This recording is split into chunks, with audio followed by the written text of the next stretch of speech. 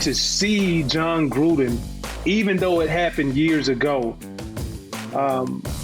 it's good that he decided to step down, because I can't tell you, I don't know if a lot of players really would have played for him continuously throughout the season. And I think you look at the previous game that they just played, did it have something to do with it?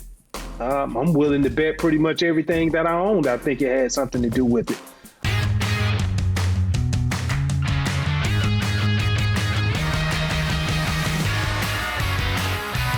Hey guys, welcome on into Drinks with Binks. I'm Julie Stewart-Binks. This is the show that talks to the biggest and brightest stars in sports, media, and entertainment. And as you can see, I am back in my childhood bedroom in Toronto. And for those of you who don't know, we have shot many shows here, including our Christmas shows, of which the decorations were still here because this is the museum and nothing ever leaves.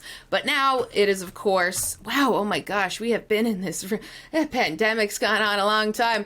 Ooh, that just hit me real hard right now, but we've been really resourceful, and also we've been able to drink. And so if you're watching this right now, pour yourself a glass, sit back, and get ready to listen to some awesome insight and analysis on the NFL season and beyond, because we're thrilled to be able to welcome in none other than 15-year NFL vet, two-time All-Pro, two-time Pro Bowl linebacker. He spent time with the Bills, Eagles, Niners, and Chargers, now in the media scene working for NBC Sports Bay Area, and has a podcast. He's a co-host of Behind the Mask podcast, none other than Takeo Spikes. Thank you so much for joining us here today. We raise a glass of a little red wine, I believe. Cheers. Thanks for joining us, and congrats on what a resume.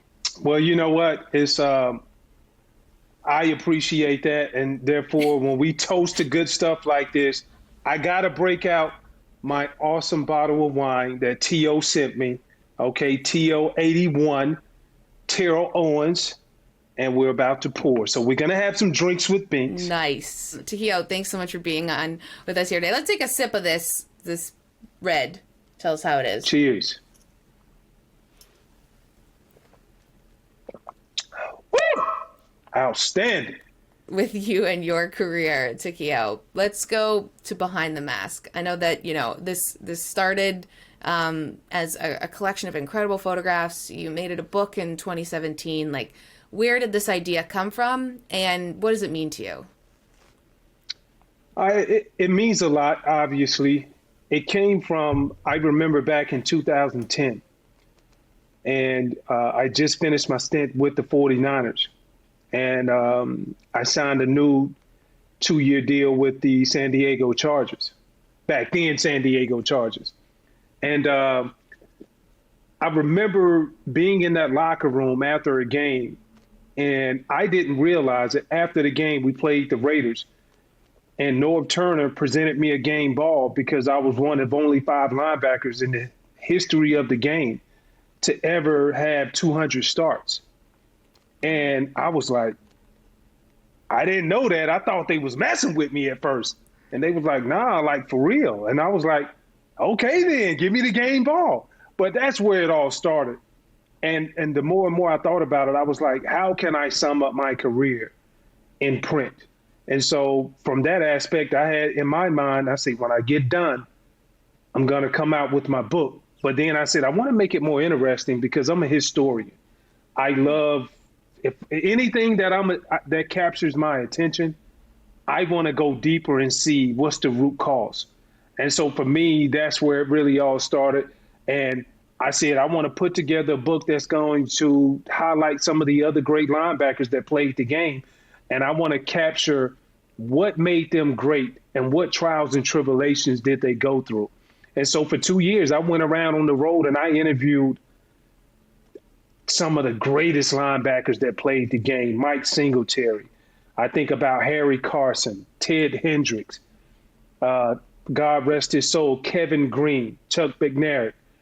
All of these guys, Bobby Bell, London Fletcher, and I got all of them sharing their story. And so from that point, that's how the Behind the Mask really started.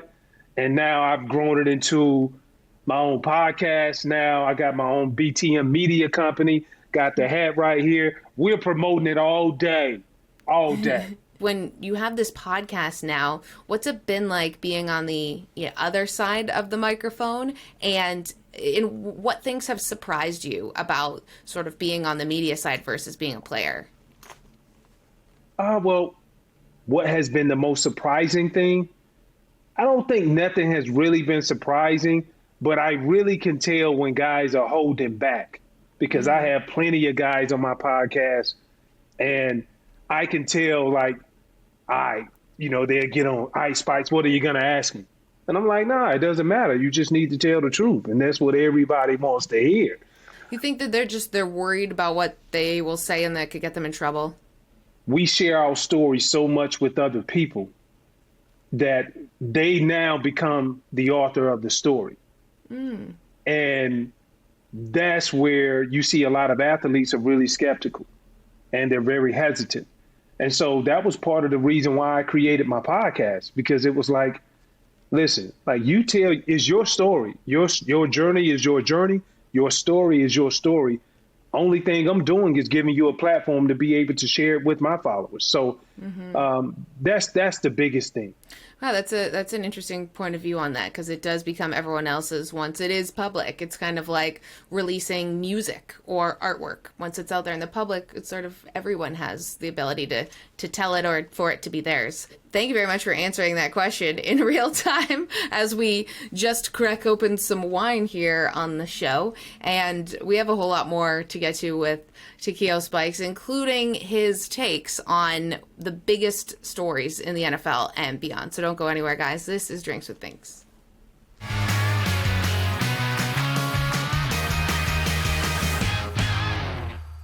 Hey guys, welcome back to Drinks with Binks. I'm JSB, joined by 15-year NFL vet, two-time All-Pro, two-time Pro Bowl linebacker, Takeo Spikes. We are sipping on a little bit of red wine, and for Takeo, he has T.O.'s wine right now, so I'll have to get my hands on that at some point, but regardless, we are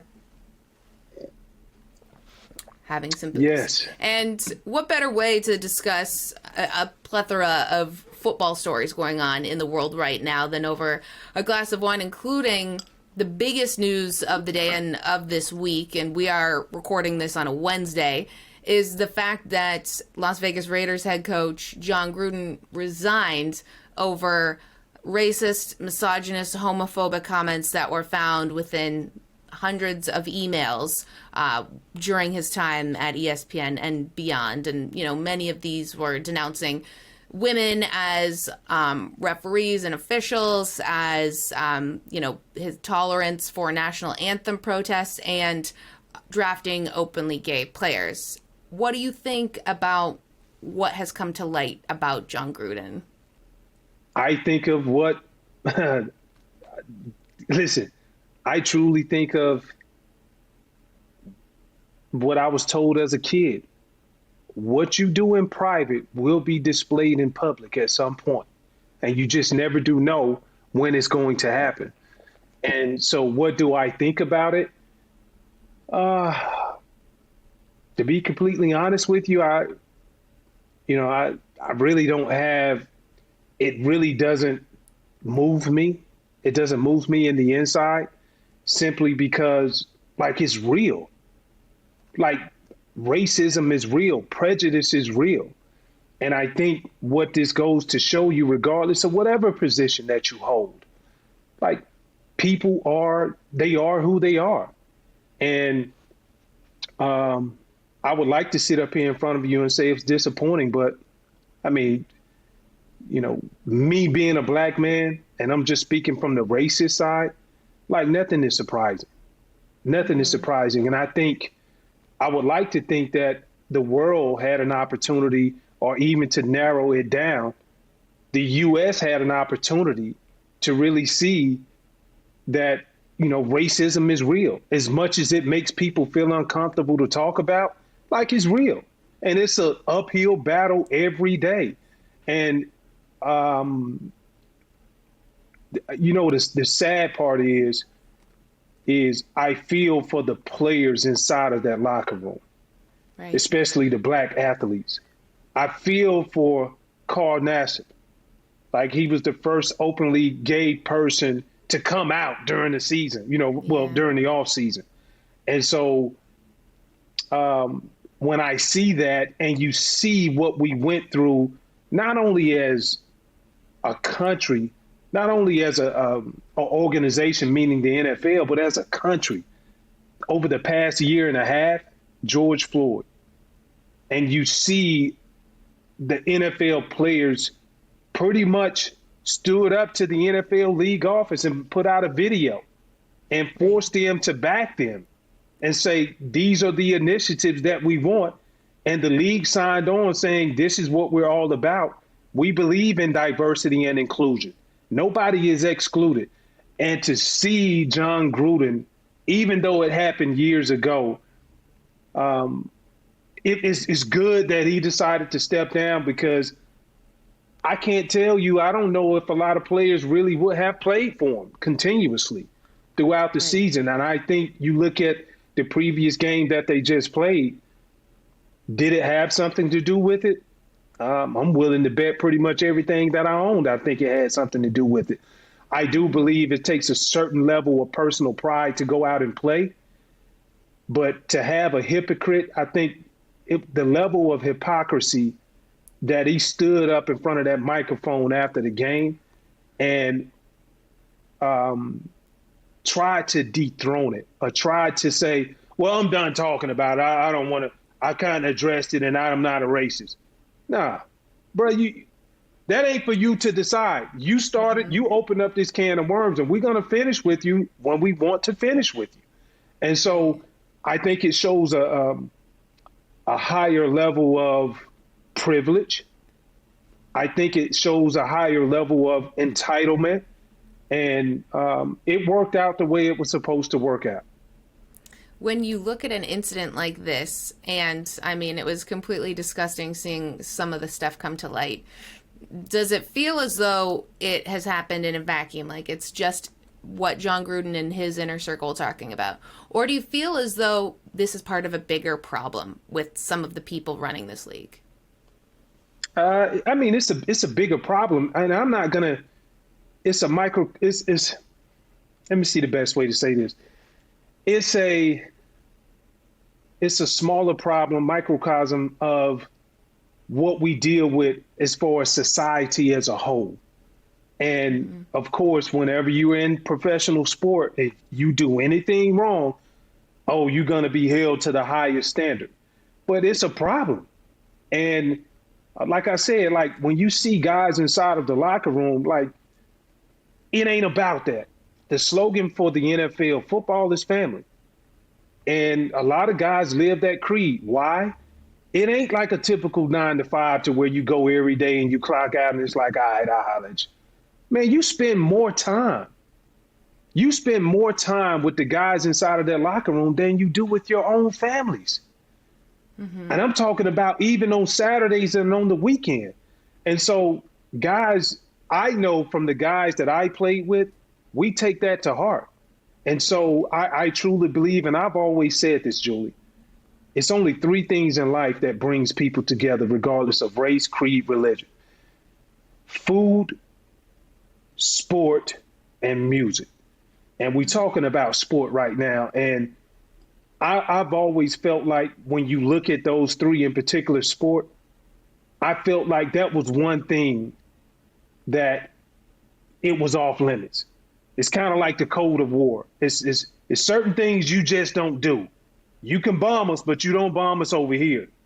That's how it is in sport. And it's sad to see, and I think that's why it's so disappointing to see it happen from a person who had so much prestige. He was so accomplished as a coach, won a Super Bowl, even went inside of the booth for ESPN and did a wonderful job. Could have did that for the rest of his life. Right. But he didn't. And that's what made it so disappointing. And I believe it's going to be others who are going to be called out. And so it is what it is. And that's the best way that I can put it. Right. You put it very well with everything you said there, and the fact that it is disappointing, because I think we thought we knew at least what we saw from Jon Gruden was someone we thought was a different person, at least like from a very, very exterior point of view, in my opinion. And then to see this is so disheartening after a lot of work that we feel that you feel that society's done, but there's still so many people that have a lot of work to do. And hopefully something like this can act as a catalyst for those that still act this way and still talk this way, to know, as you mentioned, that what you do in private will be public and that it's not okay. So I appreciate you giving your perspective and analysis and insight on this situation, and we will have a whole lot more on Drinks with Binks with, of course, 15-year NFL vet Takeo Spikes when we return.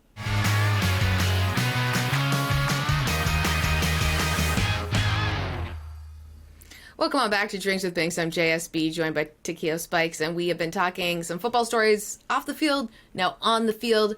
Gotta get your opinion as a former Buffalo Bill. What is going on with the Bills? They beat the Chiefs at Arrowhead Stadium. Are they for real? You kidding me? You asked me what is going on. Ain't nothing. It's what you see. Listen. When they lost that AFC Championship game last year against the Chiefs, what did Brandon Beane and Sean McDermott decided to do? Our team is good enough. They recognize the fact our team is good enough to get us back to where we are now. But how can we beat Kansas City? And they went out and pretty much depleted their whole draft on defensive players, in particular pass rushers. And it showed from that previous game what we saw a few days ago, the rotation of the line. Gregory Rousseau, you got Jerry Hughes. You see these guys applying consistent pressure, and they're making plays on the back end, which they have always done. Like, this team is for real. And you look at Josh Allen. My goodness. Ooh, listen. Yeah. I'm gonna go out and say this. I don't think it's any player in the National Football League outside of Diggs, the cornerback from Dallas. There's no other football player in the National Football League who has drastically, gotten better, over year 2, year 3. And this guy keeps taking it to another level. And it's going to be very hard to beat this football team. And I can't wait to see what they continue to do as the season goes on. It is extremely exciting. I'm currently in Toronto, that's near Bills country right now. Kind of, there's no NFL team. And man, were they wild against Kansas City. Too bad I have Patrick Mahomes in my fantasy league. Never thought I'd say that. But looking at quarterbacks, we saw Trey Lance get the start for the Niners. We know Jimmy G's injured, and regardless of Jimmy Garoppolo, what do you think about Trey Lance in the future leading this team? Does he have what it takes? Yeah, he has what it takes. Trey Lance is going to be a very good player in this league. He has to, one, stay healthy. The reports about him having a sprained knee, which I think he will be fine. But two, I think he has all of the intangibles to be that guy. Look, bottom line is this. When you look at his career in college, he only played in 17 games. And so when you see I would say the coaching staff being very hesitant on naming, okay, he's our guy moving forward. Mm-hmm. I understand why. I cover the team every week. Right. But what I will say from what I saw when they played against Arizona, this guy put on a show. Even though he threw a pick and it didn't go the way that he wanted it to go, he brings another dimension to the game.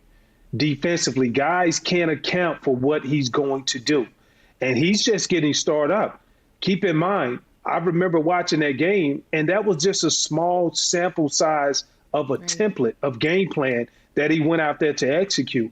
And he did that, pretty decent for his first start. And I thought his first start was okay. So when we look at Trey Lance, I listen, he's not going to be Trevor Lawrence. He's not going to be nobody else. He's going to be Trey Lance. And I think he will be the best quarterback out of this year's draft when we come back and revisit this conversation at the end of the season. Wow. Okay, so then I know you cover the team. You work for NBC Sports Bay Area. If you are coming out of this bye week and both Jimmy G and Trey Lance are healthy, who do you start? I'm going to go with Trey Lance because it's not like you're tanking the season. It's not like this guy doesn't have all of the tools in his tool belt in order to be successful. He just lacks the experience of playing. Now, I would go with Trey, but that's not going to be the case. All signs are pointing towards Jimmy G as being that consistent starter until Trey Lance gets ready. I also know Jimmy G makes 25 mil. I'm pretty sure the owner is saying, I'm not okay with having 25 mil sit on the bench and just collecting interest. At least you got to give me something in return. Mm-hmm. So I get it from both sides, but I'm just telling you from my point of view, long term, how these guys, I don't see it no different than the Colin Kaepernick case. When that 49er team struggled. When Colin Kaepernick came in, they were beating teams by double-digit points moving forward. So, and I think Trey Lance has that same type of ability. Hey, well, then the future could be now. You never know what happens going forward this NFL season, but great review from you, seeing him up close and in person, Trey Lance, for the future of this football team. We have to get to a break, but we have a whole lot more with 15-year NFL veteran Takeo Spikes when we return. Don't go anywhere, guys.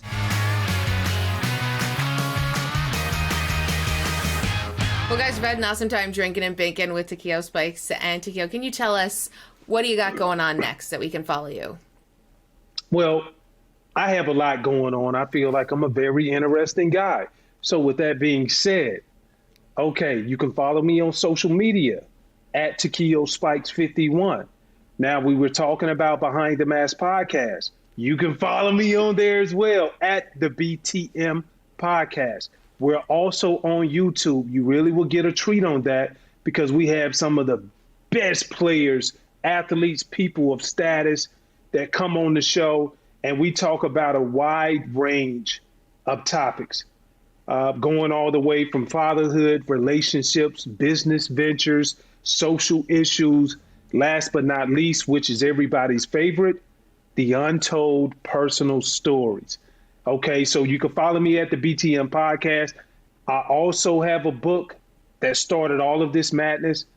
Behind the Mask, Volume 1 was dedicated to linebackers, and I covered some of the greatest linebackers that ever played the game, and I got them sharing their story of how did they become great, what made them such an outlier. And Volume 2 is on the way. COVID held up Volume 2, but now we're starting to get a bit, loosen up. Everybody's vaccinated.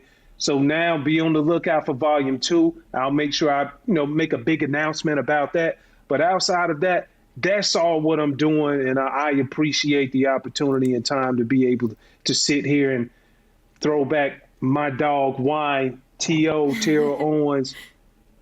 I appreciate that. Cheers. Thank you so much for being on the show. And man, you've made me want to go do a whole bunch more with my life because boy, are you busy and just crushing it in so many different domains. So thank you for coming on the show. And we look forward to watching all of the different ventures that you have going on in the future. And guys out there, make sure you check out some of our other episodes. You know where to find us at Fubo Sports on YouTube. And until next time, bottoms up, bitches. Hey.